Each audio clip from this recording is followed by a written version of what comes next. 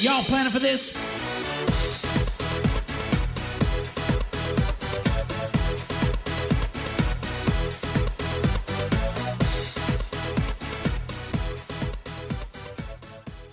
Welcome back, TPR Nation. This is Jamie Shilanski in a Worlds to Conquer episode, and we are going to be talking today about how do we receive criticism, especially criticism that comes to us publicly, because everything we do nowadays is online, being recorded, all these snippets. We could go on a whole tirade about cancel culture and how narrowly focused it is on just one aspect of an individual's life. But today, instead, I want to talk to you about what do we do? How do we become resilient? How do we determine when it is appropriate to punch back and when it's appropriate to just fall on your sword, if you will, and take the criticism? So a lot of times when I'm working with business clients, I can't express to you how much turmoil in their life is caused by online public reviews. So these online public reviews, through Google review, through Yelp kills me. But in Facebook, all these different things in which we are giving everyone this social credit score based on the number of stars, the number of likes, or the comments and the reviews that we want to leave. And it really becomes detrimental to a lot of business owners. There's a lot of professionals I know that don't get on social media at all because they just get sick to their stomach when they read these reviews. Now, the reviews that are warranted, that are just good, healthy criticism and constructive, cool, let's do it. Not everyone's perfect. And I think that we could all learn from constructive criticism and being able to have really frank, honest conversations with each other about this. But how do we deliver that information? And why does that become such a vital, important part of this process? And a lot of times in my experience, what I have found is that people will say online very, very publicly what they will never say to your face, because there is an anonymity behind that keyboard. And that anonymity gives you this cloak of feeling like you're protected, that because of my username doesn't trace me back to my actual legal name, or God forbid, you're in one of those sessions that is a anonymous ask anyone anything sessions. And then people just put up the most rude comments inside of there because they're in this like invisible cloak and they get to say things that they would not otherwise say. So in your professional career, the higher you climb, the more successful you become, the more vulnerable you're going to be to receiving criticism.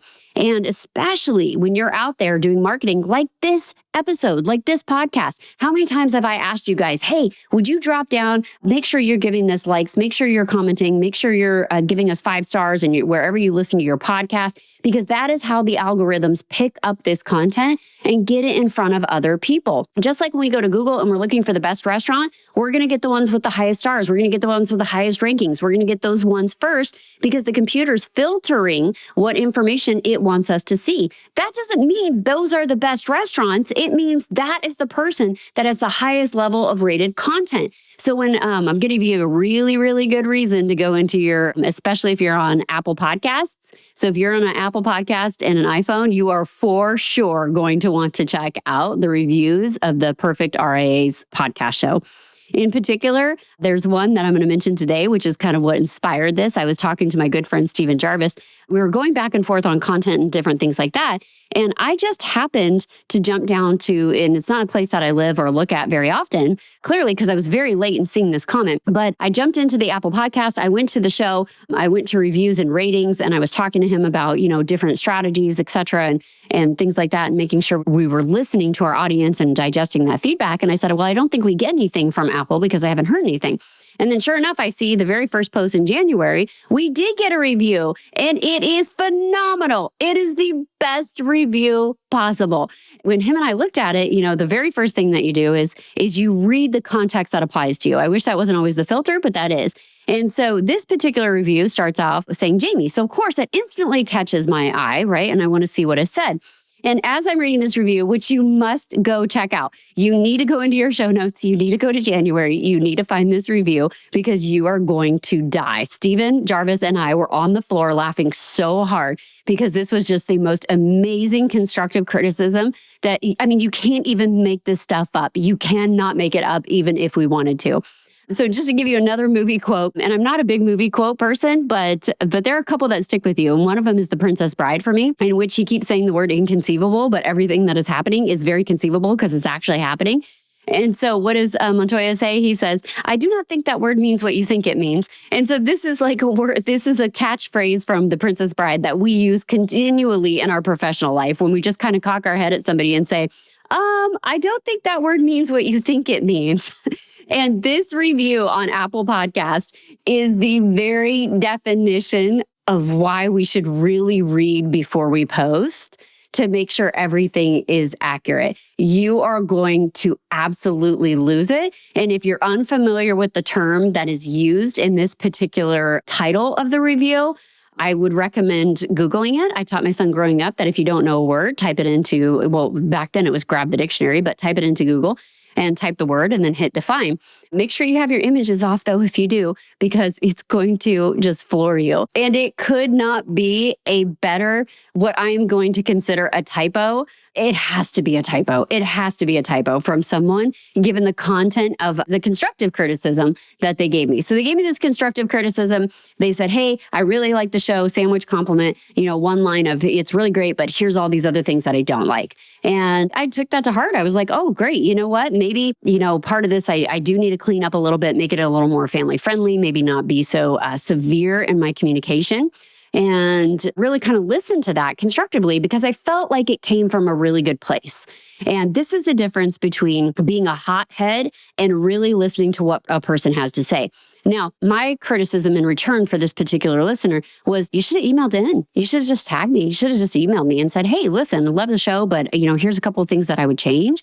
And I've been like, oh man, thank you so much. I appreciate that feedback. And we could have had that dialogue. Now, they didn't choose to do that. They chose to go down to this public forum and make this public message, which I'm so happy that they did because it has given me such great joy for the last few weeks. And it will too if you jump on it, because I am a great fan of irony, immense fan of irony. And so it was just beautiful and it gave us great laughs. And I really appreciated this person taking the time.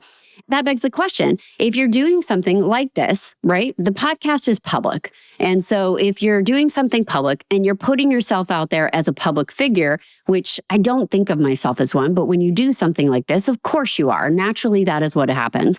Then you are also putting yourself up to the vulnerability of hearing things that you might not like. And the internet gives us this weird permission to go and say things to people that we would not otherwise say. And this happens all of the time across various brands in every single organization because the internet and these social media platforms, and when I think of social media, it's the town square. That's what this is. The social media is the town square in which everyone shows up and they either have pitchforks or applause. That's what they're there for. They either want to see somebody get hurt and crucified and have other people rally against them and get this fever of this crowd fever going to see somebody lynched, or they came down there because they want to be entertained. They're looking for community. They're looking for other people that they can agree with or disagree with in a constructive way, and they want to be entertained in some capacity. But when you go down to the town square, everybody is there. And so you don't really get to filter what you see and don't see. Now, you can do things to filter. You say, hey, show me less content like this. You can unfriend people. You can not follow their pages. You can really narrow it down. I know I have. I'm not great on social media. It's not where I find a lot of joy, but I do find a lot of entertainment value out of doing Instagram Reels. I love them. And I do 3 subjects. I want to see comedians. I think it's hilarious and I dearly love to laugh. I want to see people dance because it brings such joy when people are in rhythm. That's rhythm and poetry, right? That's what rap stands for. So I love to see how people use their bodies for this expression of joy in music. I think it's wonderful. And then I also love to learn things. So I love to follow people that are photographers or scientists or neurologists or, the International Space Station. That is a freaking awesome Instagram to follow. So you get to learn things while you're on these platforms. Now, because I practice deep focus, I make sure that I have a time hack in place. I only allow myself so much of this mental junk food, if you will, and then it shuts down and stops. But when you go online, just because those are the things that I condition my algorithms to show me, doesn't mean it's all it's going to show me. It's going to still pop up other content. And heck, who didn't see this during election year? Oh my goodness, you have all these friends on your board, all these families on your boards, and all of a sudden they start posting things that you're like, oh my gosh, I don't even want to go to dinner with you this Thanksgiving because I cannot believe you just said what you said or reposted what you reposted. And so you don't get a great filter and you get to see a very narrow lens inside of these social media platforms about what people are willing to share, what information is out there, etc. But you do get a choice. You get a choice to stay and be a part of that fight, be a part of that conversation, or you get a choice to unfriend or to change the algorithm, show me less content than this, I don't like it, etc. So just because somebody is doing something online that you don't necessarily like doesn't mean that you're exempted from a choice. Now, this is the part where it comes into how do we take professional criticism, especially online? And sometimes when people deliver a punch, like that Apple podcast review that I got in January, that was a punch. And it wasn't just a one to the jaw. I mean, somebody was working me over with the criticism. And I could have taken that criticism and completely disregarded the compliment at the beginning of it and only focused on the negative aspects of that. I could have let that become my 2 a.m. reel. You know what the 2 a.m. reel is, right? When you're laying down in bed and all of a sudden your body feels like it got enough sleep and it wakes you up with this plaguing thought of something you missaid, something you didn't say, something, criticism that you got. You got these 2 a.m. reels kind of going through your brain of all of these things, all of these mistakes that you've ever made, maybe not recently, maybe when you were 12 years old, how somebody really hurt your feelings or you should have had this come back, whatever that is, whatever your 2 a.m. reel is that keeps you awake at night. And I could have allowed it to become that, but I didn't because I know how to take a hit. I know how to take a punch. And I know when somebody is just swinging to swing, and I know when they're coming at me for blood. But I didn't just naturally get that because before, when I would be more quick to anger, because I'm pretty darn quick-witted, so I could punch back real fast, especially if we're in some type of verbal war. But I have to look at the intent. And that is what is missing with most people. So if you read that podcast review, it had good intent. I really genuinely believe that this person had good intentions. They had a great compliment at the beginning. They had some criticism about the other parts of it, and they asked me to do better, to be better. They weren't being demoralizing. They weren't doing any of those type of things. And so when I look at that and I say, oh, this person had delivered me a punch, I'm not going to punch back. I'm going to look and say, hey, that's great. But if I step too far back, right, am I not in the fight at all? And that's the difference because here, I don't have a fight with this person. I don't. They delivered constructive criticism. I wish they would have done it privately. They did it publicly. That's okay for me too. It doesn't bother me that much. People are allowed to have their opinions.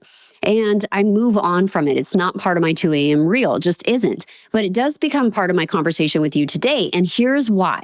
Here's why it became part of my conversation. One, I had a lot, probably too much fun reading the review. And then second of all, it happened, and without a happenstance, I happened to see this review at a time in which another person who I'm affiliated with made a public statement I really didn't like. I happened to accidentally see their public post because remember, I'm never on LinkedIn. But I had to jump into LinkedIn because I was looking for the contact information of somebody that I wanted to work with. And I just couldn't find them online. I couldn't find if it was the right person because they had one of these generic Sarah Smith names. So I jumped on LinkedIn, thought maybe that would be the best avenue because I would be able to see their work history and figure out where they're at now. And so I jumped on LinkedIn and I saw this business partner post something that when I read it, I was like, ew, I don't like that. And I kind of put my phone down.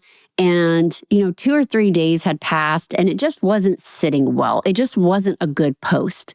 It wasn't a good comment. It wasn't a good look. I thought it was punching down. It was certainly making fun of people in a way that I just felt was inappropriate in a professional setting. But I'm also not one to be a armchair quarterback. And I'm not online and I'm not posting and I'm not doing all these things that other people are due to try to raise awareness and get information from others. And so I looked at that and said, okay, am I coming at it from a hypocritical space? Am I coming at it from the space where I'm not the man in the arena? So here I am giving criticism about how somebody else is playing the game, but I'm choosing to sit in the bleachers. I'm choosing to watch the game and not participate. Am I right in delivering any type of criticism about this? And so I really, kind of volleyed back and forth in my mind because there's enough hypocrisy in our daily lives that if I can avoid being a hypocrite, I certainly try to. So I was going through this filter and it was just kind of sitting with me and I shared it with my brother. And I said, hey, Micah, what do you think of this? And, maybe I'm being sensitive. Maybe it just hit like a hot button for me. Maybe it's just, wasn't that big of a deal. And Micah read it and he's like, no, this is not okay. This is not okay. And this is really not living in those values of integrity that we like to live in. And he's like, I think you should say something. And I said, yeah, I do too. I just didn't want to, be this armchair quarterback. And him and I kind of hashed through it. And then it ended up being where, a couple of days transpired and I got a hold of the person privately. And I said, hey, listen, I'd like to give you some constructive feedback. I saw your post. I certainly understand where you're coming from when you wrote it, but I think it's really punching down. And I think that it doesn't serve you. It's not a nice look. It's not who you are as a person and knowing you. And it just isn't helpful. It doesn't help anything out there. It doesn't serve any greater good with this kind of post. And they looked at it and they said, you know what, and they'd gotten some flack on it online already. So it certainly wasn't the only one. So when he had posted this and other people jumped in, a bunch of men and women, and they started saying, hey, this is not good, this is not, et cetera. And they started punching back at this person. And so he had laid something down. They started taking shots at him. And what did he do online? He doubled down. He doubled down online. He was like, yeah, I'm not taking this from you, and started swinging back. And instead, I gave it a couple of days, let it filter, and decided what I felt about it. And I felt strongly enough that I wanted to say, I don't like this either. It just wasn't good. And then they got to sit and look at it. And I said, I know you doubled down on this. It's certainly your prerogative if you want to keep it up there. I just don't think it's a good look for you. And it's not who you are as a person. And I think you could do better. And that's what we're all in pursuit in. We're in pursuit of being able to do better. And they looked at that and they said, you know what? Thank you for coming to me privately. Thank you for providing this. I'm going to take it down. You're absolutely right. And I didn't look at it through that lens. And that's what we should be doing as humans. We should be able to openly communicate and not make everything a fist fight in the frickin' alley. Just because somebody delivers a punch to you doesn't mean you have to come out full force publicly online also. Because once you do that, you look just as bad as the person that came out with the first swing. So instead, you pick up the phone, you privately email someone, you say, hey, listen, I really don't like this, and here's my opinion why. Now, if you're not the man in the arena and you're just taking cheap sheets to criticize everyone, yeah, I don't care. I don't care about your feedback. But if you're coming from a genuine place of sincerity and saying, hey, I'd love you to do better. I want more from you. I expect more from you. I think you're capable of more. That's a really great place. And I have to deliver that type of criticism to my team members all of the time. And they take it really good. Just yesterday, I had a team member that had spent 8 hours on something, on one project. They'd spent 8 hours on that one project. And they called me at the end of the night. They said, I finally got it perfect. I finally got it where I feel that this is my best that I'm going to present to you. So I'm going to put it inside of it. If you got time tomorrow and you want to hash through it, I put myself on your calendar for 30 minutes. Let me know your feedback. And I said, wow, why did it take you so long? And they said, it was really difficult to work with these tools, et cetera. I was trying to make it blah, blah, blah. And I said, okay, great. So the next morning I get up and I start looking at it. And guess what? It's garbage.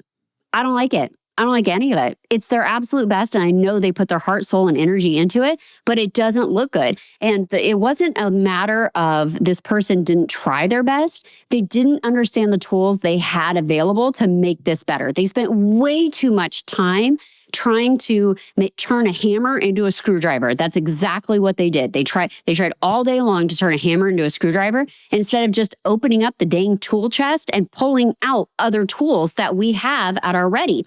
And so when I went through it, I spent an hour, cleaned it up, made it exactly what I wanted it to be. And then I said, hey, let's jump on the phone together and I'm going to tell you why this doesn't work and why you spent too much time doing this and what tools you should have been using. Because sometimes you don't need just the hammer. You got to go get the other things. And sometimes you got to make those things work together, especially in finance. How many freaking software systems do we all have? Because not one thing does everything that we want it to do. That's why Micah Shilanski, my baby brother, and I created Infinity, our CRM, because we were so sick and tired of opening up CRMs and then opening up spreadsheets and then opening up Money Guy Pro and then opening up marketing tools. And then, just the litany of things that we had to open up in order to get value adds or any information. So we started creating Infinity so we had one place. So I get it. I get how exhausting it can be. But sometimes you do have to use multiple tools. You do have to have a screwdriver and a hammer to get the job done. And clearly, when she told me she had spent 8 hours doing this and I opened it up and it was just trash, I was like, nope, we're not even going to use it. I'm going to take the information you already gathered, but here's how we're going to do it. I knew that I had a failure. Like, she didn't understand the assignment. She knew what needed to get done. She didn't know how to do it. And she didn't know what tools were available to her. And I knew she wasn't going to take the criticism well because she tried her best.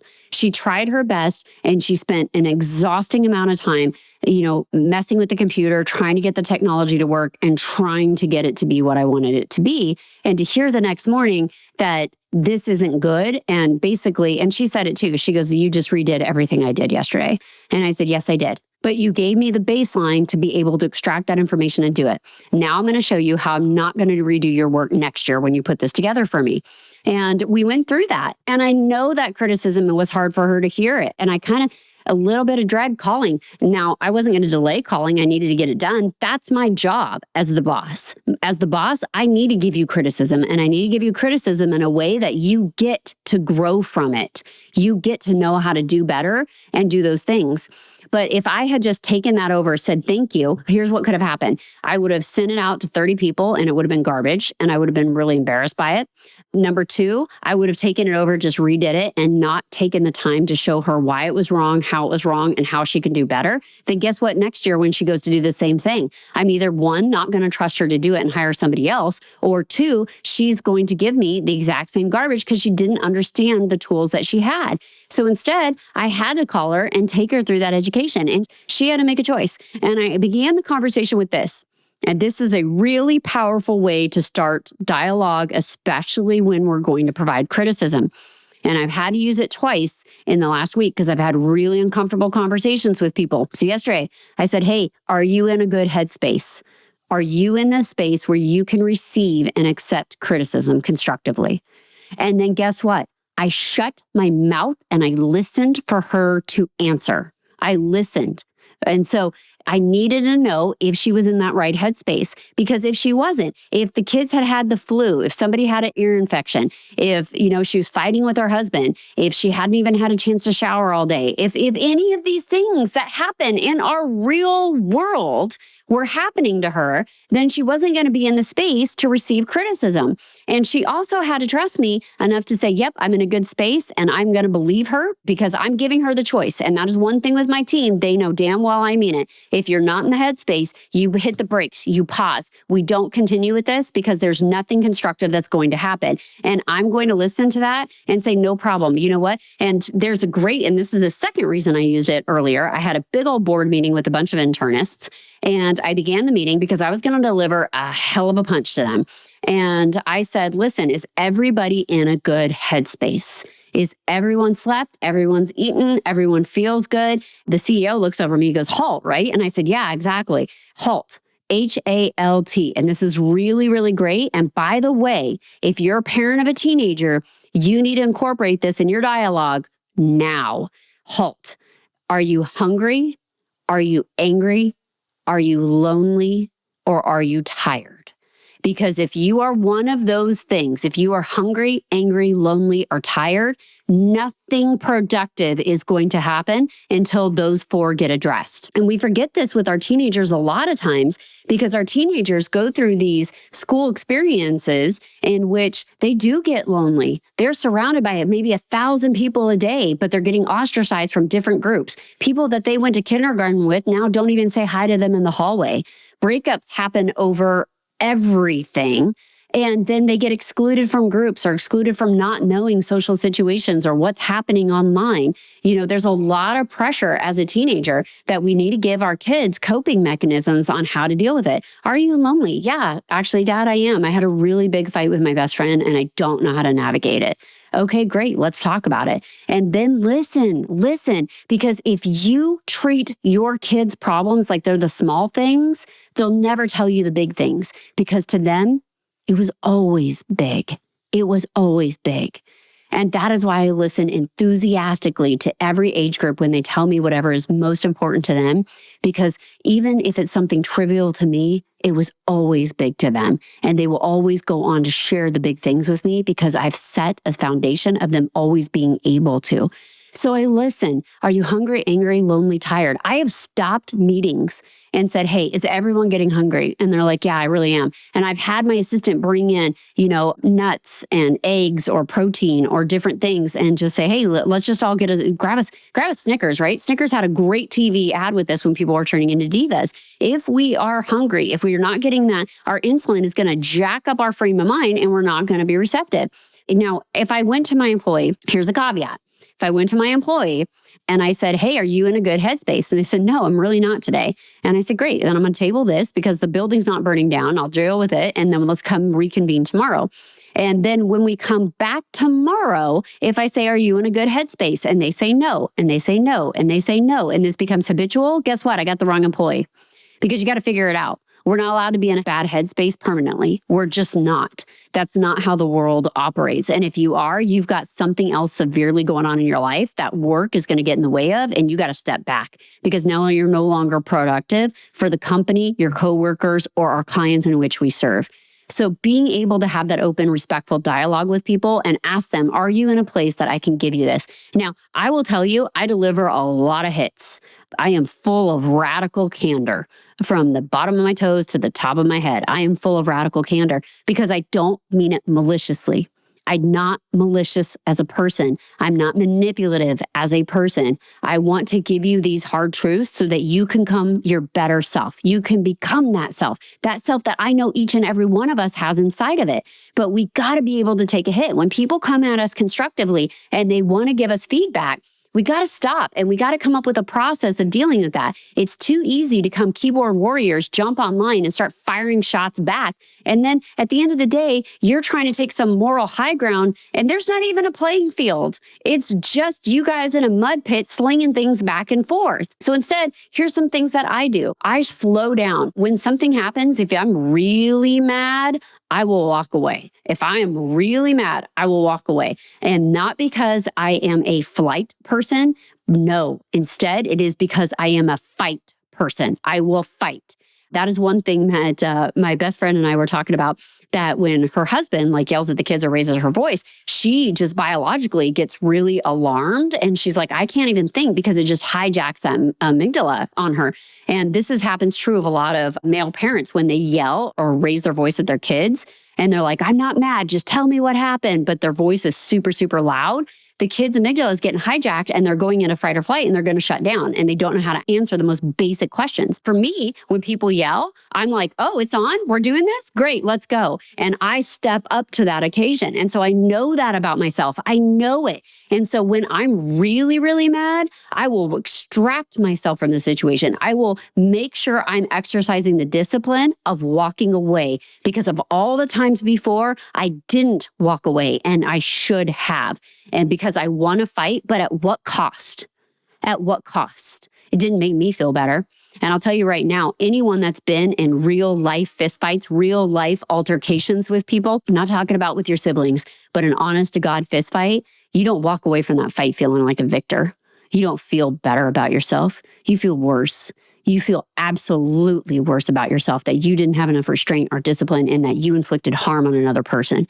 And I know that. And so when I'm really, really mad, I choose to be disciplined. I choose to walk away until I can get into a place where I am calm and I can analyze the position. I can say, hey, what was my role in this? What accountability did I have? What part did I play to get here?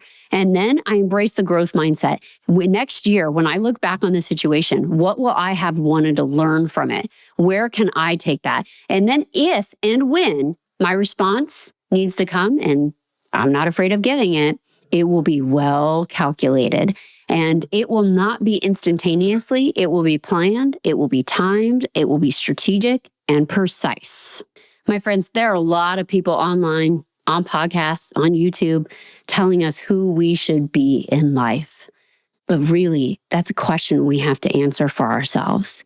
And no matter what our access is to the public stage, even though we could walk down to the town square in seconds by just touching our forefinger or thumb to a certain app, we've still got to filter it. We've still got to say, what kind of person do I want to be? What do I want to be remembered for? And what kind of dialogue do I want to open up with my other human beings? Am I the type of person that just sees something online and has to fire shots right back? Or am I the type of person that says, hey, you know what? I had a little bit of time to digest this. I just didn't like it. And I wanted to bring it to you privately to say, hey, could we have a dialogue around this? Could I offer you this criticism from a really healthy, constructive place? And are you willing to hear it? Are you in the right headspace to hear this? Can we have the type of tough conversations we need to have to be better as human beings? And keep in mind, this internet thing, this is new. It's new technology. And just like when guns came out or airplanes came out or hell, even fire, we didn't know how to bridle all of that just yet. We're still figuring it out. And in that process of figuring it out, don't think that you're exempt from making choices. Make the right kind of choices. Make the choices that are going to make you proud to show people how we use this technology, how we bridled it back in and used it for the betterment of humanity, for delivering information and spreading ideas and opening up dialogue and conversation with others and learning new things. We are living in the most radical time in history. It is insane to be alive right now. It is infectious to be alive right now. Think about this right now. My parents are traversing around South Africa, and they called me late last night, early their morning, and said, Jamie, we just had the most amazing meal with this gentleman named Neil and his wife named Helen. They were the most gregarious people. They were so welcoming. They brought us into their home. They fed us exquisitely. We looked at white sand beaches. We had great dialogue. And guess what? They listened to your podcast. They listen to you and Micah and Matt all of the time, and they just absolutely love it. And I wanted to share that. I'm sitting here in the Arctic. I've got snow out to my hips and mountain landscapes, and the spring is a long, long way off. And there my parents are, enjoying a meal with people that want to share ideas and values because they think that it is worth. And this internet, this powerful tool, this voice box that we get here and now gives us the ability to do that, to reach across the globe and share these concepts and these ideas, but that doesn't neglect us from the responsibility of how we're going to do it. So TPR Nation, I'm going to leave you with a few action items right now. You have got to go into Apple Podcast and see the review I was left.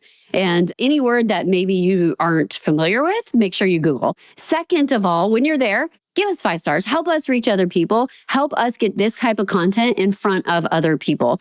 And then my next piece of action items are for you is that if you're a keyboard warrior, if you're spending more than 30 minutes online, come on, get out deep focus. You need to reread that, and you need to learn about all the things, all the dopamine, everything that is meant to hijack our attention all day long, and when and why we should be stepping away from those devices.